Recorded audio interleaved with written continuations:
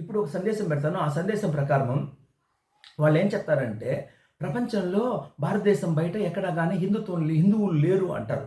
ఇది ఒక మతాలు మార్చేదాని కోసం ఒక కుట్ర అనమాట. అంటే ఆ కుట్ర ఏమంటే, ప్రపంచంలో ఎక్కడ గాని హిందువులు లేరు, మా క్రైస్తవులు ఉన్నారు, మీరందరూ మా మతంలోకి వచ్చేయండి అనేటువంటి చెప్పేటువంటి కుట్ర ప్రలోభం అంట.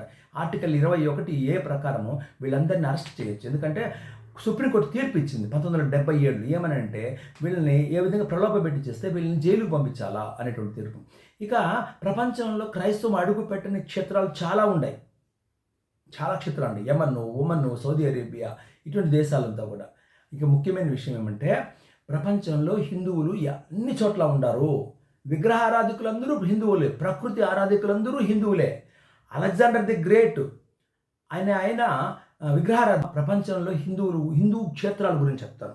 ఇండోనేషియా పూర్తిగా హిందూ యొక్క వారసత్వం ఉంటుంది. బాలి అనే స్టేట్ పూర్తిగా హిందువులది. కాంబోడియా, తర్వాత వియత్నాం, ఫిలిప్పైన్స్, థాయిలాండ్ రాజు హిందువు సగర్వంగా చెప్తాడు. జపాన్, కొరియా రాణి హిందూ, అయోధ్య నుంచి వెళ్ళినటువంటి రాణి.